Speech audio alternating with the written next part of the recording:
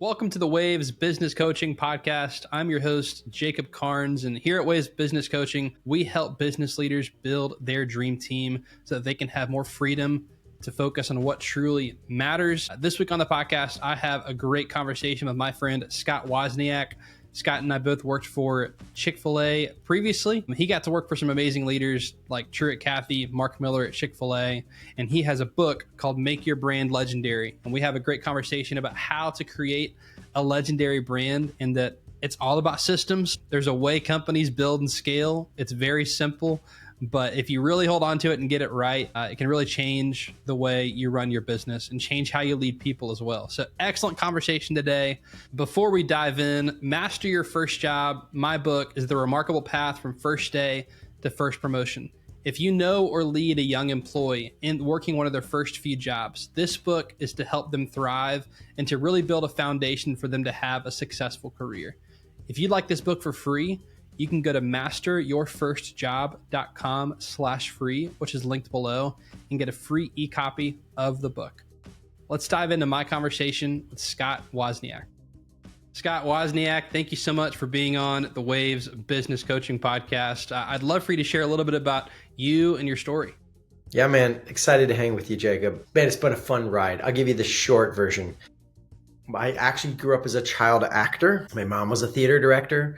So I did my first speaking role in an adult play when I was 4 years old. By the time I was 10, I was doing competitions, got on NBC in high school, got my first degree, was in musical theater performance, started doing professional work, and woke up in my 20s going, man, I don't think I actually want to do this with the rest of my life. So now I'll mentor folks occasionally and say, hey, just because you can doesn't mean you should. Yeah. Okay, what do I really want to do with my life? And so I wanted to make a difference. I started working with youth programs and youth ministries, worked at places like Kennecott camps and Focus on the Family and inner city youth programs and churches. And honestly, I worked for some really nice guys who were really bad leaders. They meant well, good heart, right? Good dudes. Some of them still my friends today. But dude, they did not know how to run an organization. And to their credit, it's because no one had taught them. Like they'd gone down this technical route or gotten this theology degree or whatever the different zones I was in. And they were handed a multi-million-dollar organization. We're like, go have fun. Like we didn't know what we were doing. I say we. I was one of those bad leaders, meant well, didn't know what I was doing. And trying to figure that out led me to business books on leadership. And I got a mentor and then a coach and going to workshops. And man, my brain was exploding. And it was like, man, I shook my fist at God one day. It's not right. The world's held back for bad leaders. Why isn't somebody helping these people? And, I kind of felt like he was giving me the elbow, like, yeah, somebody ought to go help. So I think that's my calling. It's certainly my passion. So how do I come alongside these leaders? Well, I needed more training to be like, not just be a good leader, but to help other leaders. So I went back to school, got a master's in business, emphasis in organizational leadership, got a coaching certification, and graduated and started working on doing all that stuff. And so this is where geography comes in and where you and I, our connection comes in. So my first part of growing up was South Florida. And then my parents moved us up to the Atlanta area when I was in high school. And I finished high school in Atlanta. And I happened to go to high school with a guy named Andrew Cathy. Jacob knows Andrew, but for those of you who don't, Andrew's family had this little mom and pop local chain here in the area. His dad is Dan Cathy. His grandfather was Truett Cathy. And that little chain is Chick-fil-A. Man, I graduated high school like 28, 29 years ago. And honestly, Jacob, a little embarrassed to say it, but I was like, hey, Andrew, good luck with your little mall restaurant. Hope you make it. Yeah, I think they're going to make it, man. I think they're going to make it. We're going to pull through. Okay. I don't know, 17 years ago, right? I'd gone out to grad school in Virginia Beach and met my wife there. Yeah. One of my professors connected me to a consulting group and I started working there. And in fact, the guy who founded it said he wanted to retire and asked me to take over. So I'm living in Virginia Beach, running this consulting group. My wife and I had our first couple kids. Like I'm living the dream, right? I'm going to London, working with folks in Singapore. Like I'm like, this is it. And then I'm back in Atlanta. My parents are still there and hanging out. I'm like, what you up to? And then I'm hanging out with my high school buddies. So the Chick-fil-A guys, Andrew and friends, are like, hey, what are you doing? And maybe you should come do stuff for us. And so I moved back to Atlanta to work at the Chick-fil-A support center, their headquarters, and ended up with a really unique job. So like, I was like, what? Because I did not come out of the restaurant world like a lot of the folks do, which makes sense. They're like, we kind of have a lot of those, and those guys are awesome. But what we need is something different, though. I want you to work on the business, not in the business. So I ended up on a team, and my team, we were called Organizational Effectiveness. And what I did was literally, we met with the executive team, we do this planning process, and they would say, hey, we've got 2 or 3 big moves. These are the big strategic initiatives. And they would say, go figure it out. And so 50% of the time I traveled the world, went inside other companies and learned, just joined their team, launched a product with them. If there were a certification, I'd get all 5 of them. What's out there? What do the best in the world do with this? Yeah. And the other half is I'd come back and say, okay, our big move's getting more efficient with this or being more innovative this way. Well, here's how they did it. And then I'd make a presentation to the executive team and say, here's what we're going to do. Here's what I recommend. We'd poke at it, have a bunch of discussion. And ultimately that would turn into some sort of plan. And then I would lead the upgrade process. 50% learn, 50% lead the upgrade. Crazy wild job. Dream scenario, because Yeah. guys, if you're, yeah, I think everybody knows, but like Jacob and I share Chick-fil-A history. He also worked there. You did the come out of the store route, which means you actually knew restaurants before you came. That was a journey for me. Yeah, man, it was so much fun. I learned a ton, and I honestly, like, I was ready to be done. Like, now I've arrived, and like, this is it. I don't know if God just, every time I think that, if he takes it as a challenge, like, think you're settled, do you? So 8 years into this, I'd written a book, did some speaking on the side. A lot of the other executives, I reported to Mark Miller, who you know, and Yeah. Mark's written like 13 books. Yeah. And That's right so, here. but it was a side gig. Like, yeah, you got them Yeah. on your shelf right That's there. right. Yeah, heck yeah. Mine are right on that shelf. That's right. Yeah, they're awesome. So that was awesome. But I was like, yeah, no, that's not. And one of those deals kept coming back to me, like, we really need more help. It's this big thing. And it was so much more than I could do. And I'm like, I got a job. I can't do that. And it was actually Mark Miller who challenged me. Man, talk about a selfless mentor. He's like, have you prayed about saying yes to those folks? And I was like, no, like, is there a problem, Mark? And he's like, no, selfishly, I'll keep you for your full 30 years here. But Yeah. man, this just doesn't seem normal. Can you just even pray about it? Like, I said, as a friend and mentor, this might be a special thing. And I was like, fine, I'll think about it. And man, when my wife and I started thinking and praying about it, it was like God smacked me on the head and was like, I need you to help these people. And he kept putting this story, like, it's a Bible story about Peter in the boat, getting out of the boat and get out of your comfort zone. And long story short, I kept telling God, like, why don't you get in the boat? And it's nice, comfy in here. And That's do we right. really Boats have are to do good. this risky Boats float. thing? And I just felt like it was an act of obedient faith. Like, do you trust me? I need you to help these people. And so I sat down with the Cathys and the executives, and I was like, I think I got to leave and go help. And when I left, the first client to sign me was Chick-fil-A. So I That's get a to win. keep doing what we were just talking before we hit record. I'm helping with another project. I love those guys. But yeah, the journey then was like, okay, who do I help? And so this is what I do now. I'm not going to say I've arrived, because you know what happens when I say that. That's right. But I'm having a blast helping companies, including Chick-fil-A, doing the same basic thing. I continue to study the best in the world, and then I come back and say, the passion for me is the systems. What are the systems? What do you tactically do to turn this into some sort of great customer experience, employee experience, operational stuff? Like, what's the internal engine that drives the company? That's my jam. Yeah, to live in Atlanta still, and having a blast, man. It's been a wild ride. I'm learning to hold my life really loosely. Like, okay, this is what I'm doing now, That's and right. at We'll see any what happens point, next. God could throw a wrench in there and make me pull a left turn. And here's what I've learned: there's always a transition cost, but on the other side of that, it's always better than I thought. And so I don't fear it like I used to. It's like, yeah, there's a lot of growth if you're willing to hold your stuff loosely. That's a good place to be, because you're on the other side of that. And, people who aren't there yet, I think it's encouraging to hear, like, hey, that transition is not comfortable, but it's always ended up better than it was before. I think that's a big encouragement, even for me. I do have a question before I really dive into some of the stuff you talked about, which is so good. I know you grew up a theater kid. What was your first job? Like, Oh, paying you to job? yeah. Um, My first job was part-time, 15 years old. One of the studios that we did filming in for TV shows actually hired me to be a camera assistant on some of their other shows. And so There I you had go. my stuff, but they needed, I could literally this is before wireless cameras. These are the early 90s, man. We would Yeah. like have to physically plug in and run these cables. And if the camera was moving, it Yeah. was for the live events crew. So they would go do live events and you'd have all these cables strung all over the place. So we'd manage literally during the event. I'm crawling on my hands and knees, recoiling cable because Yep. the operator ran wild. Or that also included lofty things like I did the bagel runs for everybody. That's right. When I got 16 and got my license, then they're like, It's an important congratulations. job. Yeah, big deal, big deal. So I'd run down to the local coffee shop and get the coffee and bagels. Yeah, it was a pretty big deal.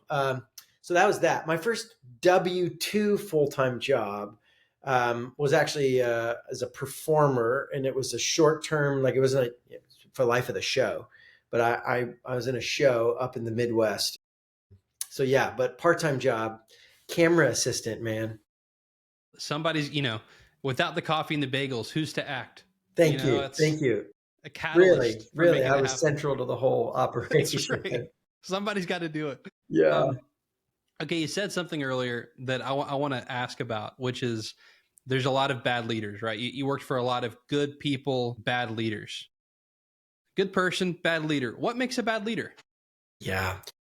So, okay, I would define leadership. A lot of people, there's beautiful definitions. Leadership is influence. Yeah. Love it. Totally agree. Like leadership is getting a vision accomplished. Love it. Totally agree. These are some of the big famous guys like John Maxwell and others. But I might be a little more narrow in some of this. And leadership is getting a group of people together and then helping them accomplish a goal better than if you didn't show up.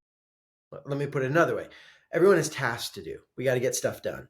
But the leadership part of your job is not any of your direct tasks. The leadership part of the job is how you make others better at their job.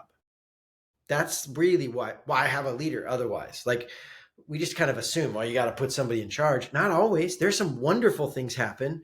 I'll give you an example we've all experienced. A soccer team or a basketball team. During play, there really isn't anybody in charge. I mean, you might have a point guard start the play, but like most of the game, the teams just feed. If it's a great team, they're just feeding off each other. Nobody's dictating and I'm the boss and you have to do like we play different roles. It's possible to have a team without now they have a coach, right? So I'm not saying there's no role for leaders. I love leadership. But like what does an actual leader do? Well, their job makes the other people better at their job. So what's a bad leader? It's the way they engage actually makes it harder to do a good job. Either let me like drill into a little bit of this. So one of the number one things I'd say leaders have to do is create clarity. That is it's funny. I've said it's a hot take. I think that's the single most important leadership quality is clarity. Number one. Same. I'm going to write a book on it one day. Maybe we can co-write it. Come on. That is my. And for the record, this was not something Jacob and I pre-discussed. No. Like literally, it's my number one. It's his number one. Listen, a guy as sharp as Jacob and a guy who like me with experience, like well, if we are all agreeing, underline this. And we skip it because we think it's motivation and vision and excellence and all. Like, whoa. How clear have you been? And I can't tell you how much chaos comes when a leader is not clear on what's going on. I mean, literally this morning, I was with a client. I won't call him out. I won't embarrass him. But we had a really sharp team, and the team was having some challenges, operational, what's going on. And we did a double click to find out what's going on. And you know what was at the root of this, Jacob? The leader wasn't clear. The CEO wasn't clear about her vision. And I don't mean communication. She personally wasn't clear. What do I actually want? And she was vacillating between two directions. And then her communication isn't clear, of course, because she doesn't know what she wants, let alone be able to articulate that. Yep. So guess what's happening in the team? They're going in two directions and fighting. And it wasn't because they were a dysfunctional group. It's because they honestly both were like, I got the message we're running right. No, I think we're running left. Well, the problem is the leader couldn't make her mind up. If the leader's not clear, that little bit of clarity multiplies until you create problems. That assumes you know what you want, right? And if you don't know what you want, like, dude, if the leader doesn't have clarity, what do you want? And say it clearly. That's why I say they create clarity. They got to have it and they got to deliver it in others. Well, then we can all get in line. Now, sometimes people don't get in line, and we can talk about the rest of leadership Yeah. on what happens if I don't want to follow your plan. But step one, man, how clear have you been? And so many leaders use vague, sloppy language like try harder and not good enough. And what the smack does that mean? I don't like what? And then the people guess wrong. And like, let me just be blunt. Leaders, if you're making your people guess and they guess wrong, that's not their fault. That's not your good fault. leadership. Yeah, that's your, and I worked for that guy. Okay, let's be honest. I was that guy. Yeah. I also, like, I did work for a guy who did that. And I realized when I went and learned, like, what, because I didn't have words for it when I started. I'm like, I don't know what it is. Like, he's not mean, but it's really frustrating.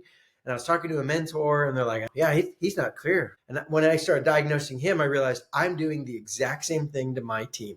Yeah. Snap. I'm coming in like not enough and more. And even on the negative, like listen on the positive, it's the same problem. Good job, Jacob. What did I do that got you a good job? Like my hairstyle today? Yeah. So yeah, and for those of you watching this on video, I'm bald. So there's no hairstyle contribution here. Like clearly it's not my hair that got me a good job. But if you don't tell them that, they don't know. And then you think you're doing a good job encouraging them, and you're actually not, because they don't know. They might guess, yeah, it's this one thing I did, and he didn't even see you do it. And so you think you're encouraging them, and you actually just got them to accidentally decide to do something you don't care about. Clarity, dadgum clarity, man. And you can be a very nice person and not clear. The leader I met with this morning, she is a wonderful human being. And because she doesn't know which way to go, all that vacillation is wrecking the team cohesion right now. Not because she's not mean or a jerk. She hasn't made her mind up yet. I love that. And this is great that we didn't talk about this, because this is something I've said on several podcasts recently is clarity is the number one leadership quality. Like I'd rather work for the jerk boss who's clear than, like you said, the good person who's a bad leader. Like I'd rather work for, the goal is both, right? You want to be a good person and a good leader. But it's like if I had to choose between the two, if I know how to do my job, I know exactly what's expected. I know where I can go to grow. Like I know how to make more money. Yeah. I know the vision and the goals and how to accomplish them. Like you can be a jerk. I'm going to do my job well. So that's great. I love that. Clarity is king. I think it's impossible to be a good leader and not be clear. Yeah.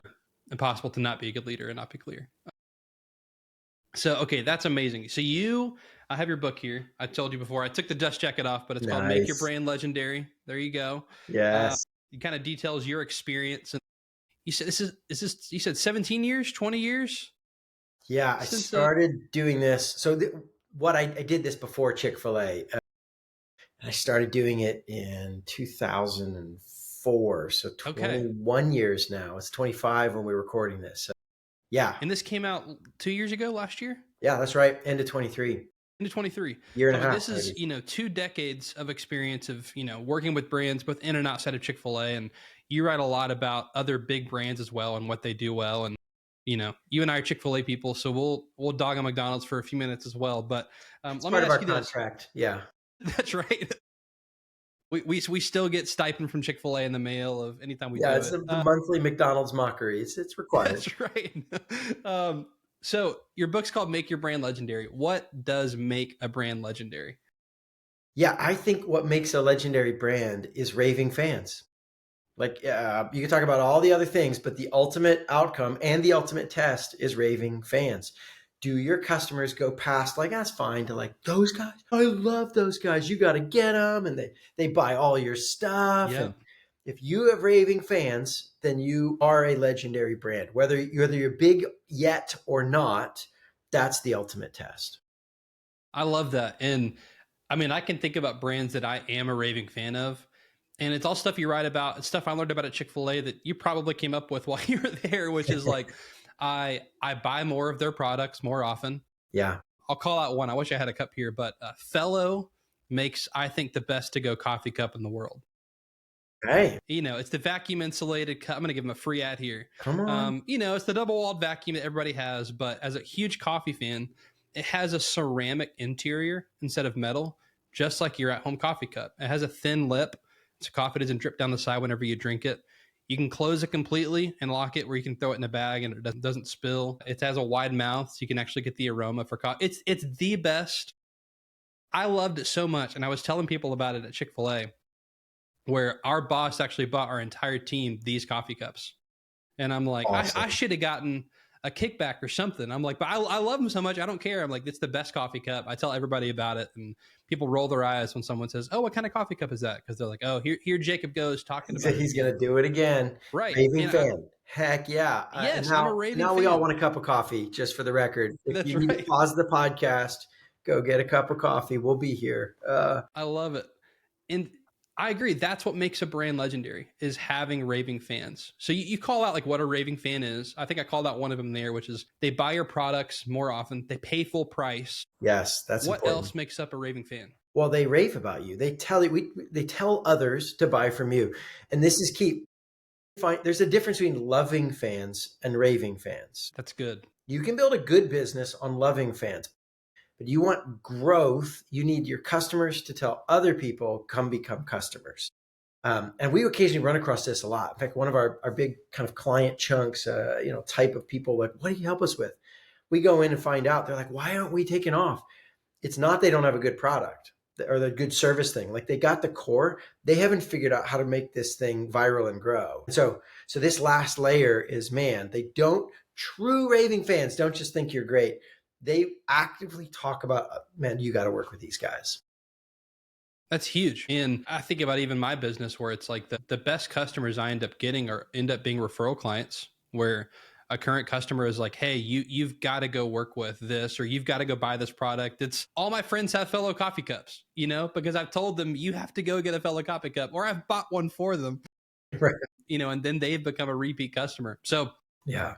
You've talked about this in your story, but your book walks through how to build really an engine around making your brand legendary, creating raving fans. One of those components is operational excellence. And this is something I took from Chick-fil-A that I still love. And I know, talking inside baseball, Chick-fil-A's moved away from it a little bit in language. It's still there, but I love the term operational excellence. Something I want to pride myself in is just having a high standard of excellence. And I believe anything worth doing needs to be done to a high standard if I'm going to do it. So what does operational excellence look like in business? I appreciate it a lot about Chick-fil-A, but what does it look like practically? Yeah, it's the fundamentals, man. It's and sometimes people get bored with this, like they want to skip to the fancy stuff. And we've just learned, like, you don't want to. In fact, let me give you the Scott Wozniak plan for ruining your brand. I know this is what you had me on the podcast for. Okay? Here's how to destroy your company. I'd actually want you to get world-class marketing and advertising and bad operations. And you get everybody to come check you out and discover you're bad at your job, and then tell all their friends, yeah, don't work with those guys. That's FTX.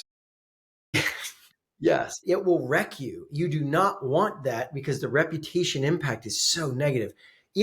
We say first in sequence and in priority, and it's literally the basics. This is a little insider on Chick-fil-A, but guys, this is not secret. Here's their grand operational excellence strategy. Ready? Ready for the genius. There's 4 things: tasty food, cleanliness of the restaurant, attentive and courteous employees, and fast and accurate service. There we go. The speed. It's the speed, the fast and accurate service, right? So taste, speed, friendly, cleanly. Guys, you could have come up with that. This is not the joke. It's like, this is not any secret. This is every single dadgum fast food restaurant in the world has those 4 things. You got to have good food. It's fast food, so you got to do it fast and accurate. You got to make the place clean, and your staff probably ought to be friendly, right? Attentive and courteous. That's not complex. We often think, no, what's your genius strategy? Like, hold on. For a lot of the early years, Chick-fil-A didn't have most of the fancy stuff. And I got to be a part of the process of building a lot of those cool things out. When I was with them in those early days, they really were just about, man, hot food, fast, fresh, in a clean space with nice people. You can build a really good business right there. Yeah, you can. If you're willing to do the discipline and the key to this is consistency. And that's the killer here, is that you get it mostly right, you get none of the credit. Because the question your customers are asking is, can I trust you? Can I trust you? And trust is not earned through sometimes excellence.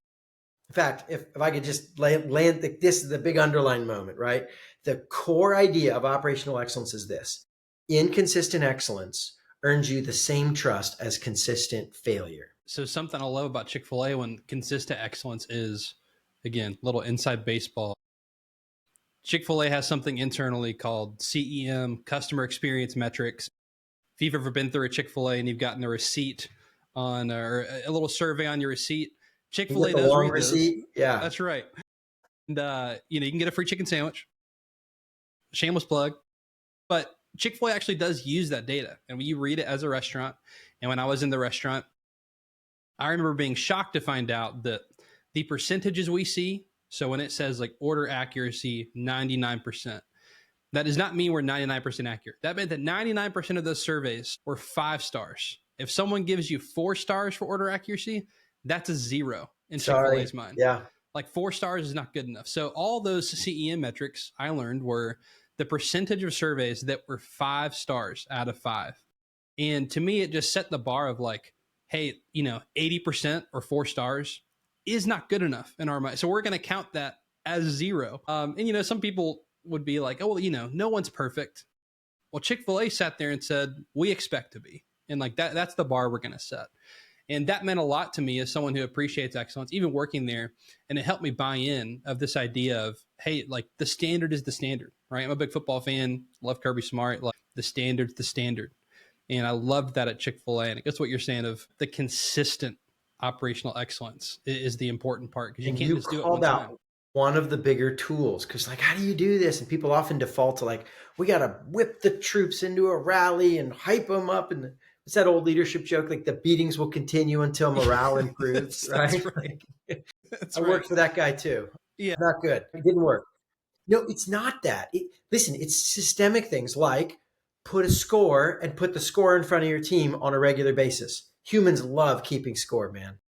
Yes, they do. You don't have to do a special rally, like just put a number up and set up competitions. And I don't know how your store did this, but a lot of stores, well, they'll have like, here's you and the nearest 5 stores, like Yep. ranked, you're second out of 5. And you're like, what, second? That's right. Are you kidding I like me? to win.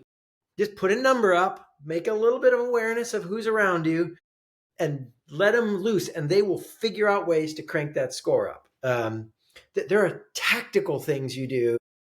Yeah. So excellence, you focus on it. You care. When I do this little diagram, it's the biggest gear in the diagram for me. Most people don't expect that. They're like, it's the Raving fans guy. He's going to talk about AI and parties. And yeah, only if your excellence is good, because it takes a ton of work. And if you don't get it right, none of the other stuff matters.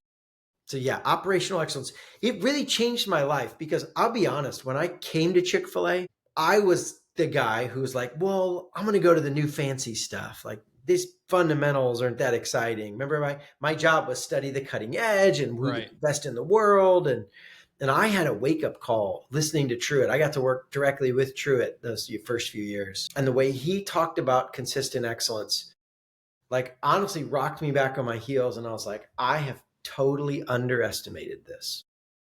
I was ready for him to tell me, well, tell me, sir, about all the, the strategies and the plans. And he's like, hot food really fast. We clean the space. Dang, it's way more important than you realize. In fact, what I've since learned, the best brands in the world are obsessed with tweaking tiny details on excellence, getting 1% more and 1 inch tighter. And like, they love it. They're passionate about it. They'll nerd out on, man, all this new little tool, and it shaved off 10 seconds off of our typical times. And you're like, who cares? And they're like, 10 seconds. Holy cow. How'd you do it? And like, yeah, yes. And you can get into all sorts of cool, fancy stuff, which we could talk about, but man, none of that matters if you don't get excellence. It is the real deal. And I think that's the key to sustainable growth, is like starting small, doing the little things, another Chick-fil-A term, doing the little things really, really well. Yeah. And then scaling. I think too many brands try to scale when they like have one good idea and they scale at that, but they haven't taken the time to be operationally excellent. And that's when it flames out. Yeah. You not only scale your sales, you scale all your problems in that way. That's right. Those little inefficiencies become massive inefficiencies. and then you're overwhelmed with all the problems. Oh yeah. Yeah. I totally endorse that. So one of the things in your engine is a leadership team's health. And that's something you talk about in the book. And we kind of touched on this at bad leaders in the beginning. I want to bring it full circle. You talk about 5 levels of trust when it comes to leaders. Like, is that what you use to measure a leadership team's health, or these 5 levels of trust? Yes, that's one of the 2 metrics that we'll get into. Yeah. But the trust factor is so critical because sometimes we will have smart leaders who aren't a healthy team. Like individually, they got their jam. Yeah. They really do. They're actually, I mean, I'm not making this up. They don't just think they do. They're good at their stuff. But when it comes to a healthy team is one that collaborates, that is more than the sum of their parts. They think together, they share resources, they adjust and compensate for each other. We're all going to have up and down times and seasons personally and in our workloads and on our teams. And if you can get a team that pulls for each other, fills in each other's gaps, thinks better together, you way outperform a bunch of siloed individuals. But that's a totally different way of working. And so the key, what we found, is how do you get a bunch of smart people to actually collaborate like this? There's a vulnerability and a trust required to say, I'm willing to open up. If I want to get your help on my stuff, I have to admit that I need help. I have to care about you enough to want to help you and slow down some of my own goals and trust that when the time comes around, you'll be back around. And so the team trust becomes one of the most critical leading indicators. Hey, is this team going to collaborate? The other way we'll actually measure is the meetings. What are the output of the meetings? And if they have the catch-all meeting, like, hey, a little bit of like the Monday morning meeting, we all get together, we just kind of all update on our areas, kick things around a little bit. The leader rants on something and we close out the meeting. Like, you don't have a healthy team. I don't care how much you even enjoy each other. You're not functioning like a healthy team. You might just have a bunch of friends you happen to work nearby. A true healthy team has a structure to their meetings where they know what the goal is, and then they do productive debate. It's not, this goes back to the trust. It's interesting. It's not no conflict and it's not nasty conflict, right? Either one is bad. You can go either end. You got to be in the balanced middle. Nasty conflict's pretty obvious. Like, you don't want to be like, I hate you. You're the worst. People who have hair on their heads are terrible, right? Sorry. Jacob's got a really great head of hair rocking. So it's an easy jealousy moment. So yeah, that's nasty. We don't want that. Personal attacks and all. But you actually don't want no conflict either. Now, that sounds weird, but like, no conflict means we're not dealing with anything that we disagree on, which means all we're probably doing is updating. Here's what's happened in my zone. Here's what's happened in your zone. Like, we didn't need to meet for that. Send me an email. Record a little video of yourself. Post it in group checks. Why are we wasting a meeting time? No, the point of a leadership team is to put the gnarly problems on the table, the stuff I can't figure out by myself. Or, man, there's 3 good options and they all could work, but we really can't do all 3. Which one are we picking? And for the group to come together, tackle problems, solve stuff, fill in each other's gaps, that requires conflict. And so a structure that produces the conflict that produces good decisions, and then there's that's the output. That's the lagging indicator. The leading indicators, you need trust to be able to have that kind of a meeting. Because if I don't trust you, I'm not going to share my opinion and disagree with you. Or maybe like you share with me and I don't feel like I can be safe and be authentic. So I pretend to agree. And then I go out and like, I'm not actually doing that. I just, nodded my head. Total waste of time in that case. Yeah. Yeah. Leading indicator, trust, lagging indicator, meetings that produce really strong, clear decisions. Jacob, it didn't used to be on the engine. I think I mentioned this in the book. In the early days, Chick-fil-A and others, I would just talk about operational excellence, personalized service, memorable moments. This is great. And then I was like, actually, because I would go outside and like help other people and realize they don't even know who their customer is. So we got to add this customer insight. And I got my engine.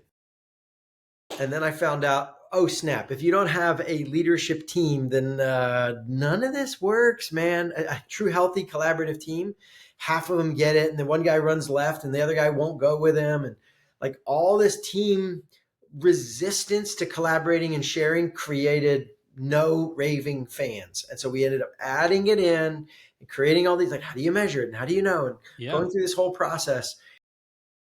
It's funny. The thing I left off the engine might be the most critical thing, because if you get a great team, they will figure out all the other tactics. And if you don't have a great team, I can teach you the best tactics in the world, and you're not going to do anything sustainably. The team becomes the heart of the engine. And they've got to have that leader to give them the clarity. And that's it's the glue. You got it. And stuff you talked about, like I love Patrick Lencioni, and I mean it's a timeless classic. The 5 dysfunctions of a team. Yes. I don't think that's ever going to be outdated. Nope. Because that first level, as you talked about, it's an absence of trust. And what does it lead to? A fear of conflict. And a fear of conflict. You talked about it. Everyone says we're good, but it's just artificial harmony. Everyone's not good. They're just acting like it. And that leads to a very unhealthy team and nasty conflict later that you were trying to avoid. Well, and if the leader is not clear, this team creates this. And if the leadership team's not clear, they're the leader to somebody else. And now you have a whole organization who's not willing to be authentic, really deal with the real issues, even talk about clarity, even talk about the real issues, let alone solve them. And then you just kind of have people putting their head down because there's no point in rocking the boat, and they're just cranking along. And this is where a lot of organizations are. And the leaders are like, I want to be something great. Why isn't it hard? Because you haven't created the team, and the ripple effect of that through the whole organization wrecks things. It is, sequentially, it's the first thing. Like, it's not, like, if you don't get this right, the other stuff doesn't stick. And in terms of impact, it's the thing that multiplies through the organization. Your leader, I'm talking, like, you're probably underestimating how much value and importance there is in building your leadership team.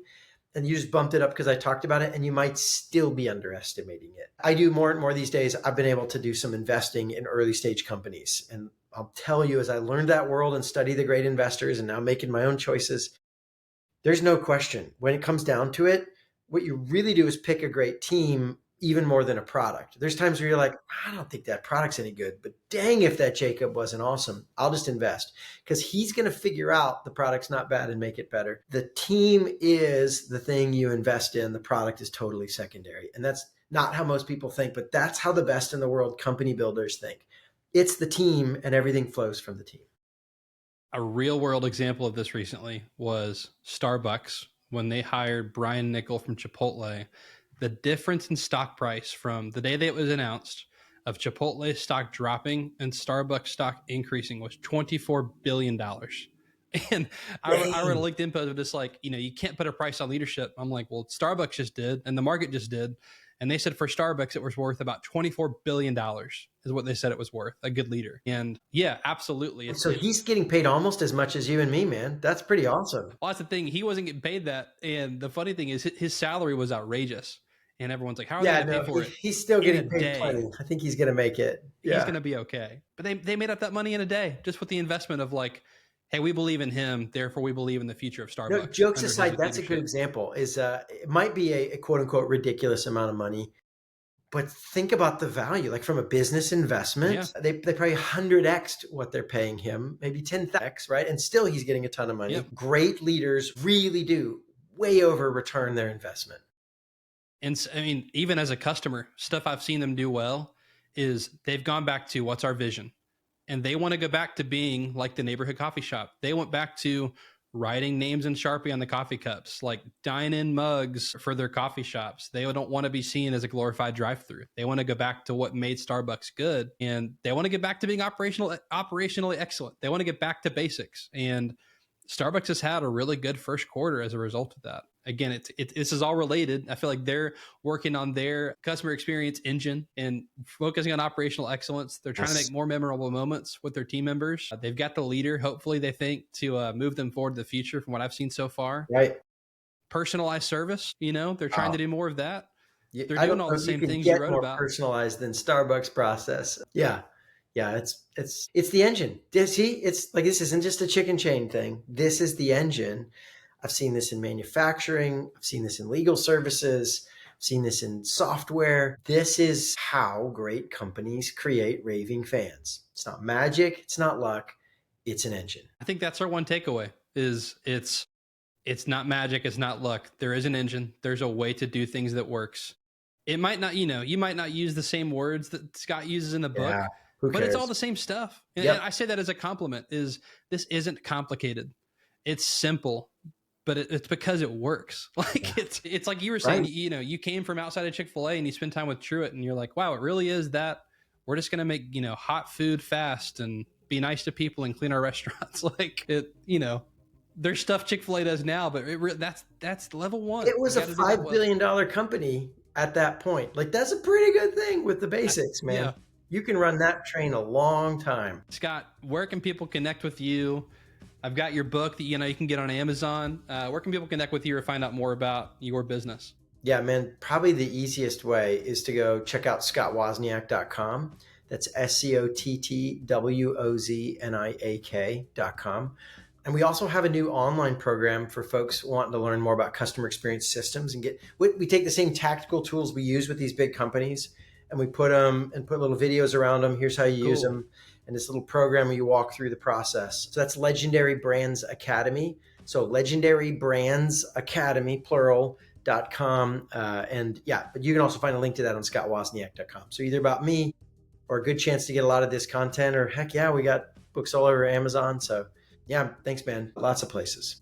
I'll have the book, scottwozniak.com, and the Legendary Brands Academy linked in the episode description if you want to check those out. Scott, thank you so much for being on. Really enjoyed our conversation today. Yeah, buddy. Back at you. Always good hanging. Thank you so much for watching and listening to the Waves Business Coaching Podcast. Take care.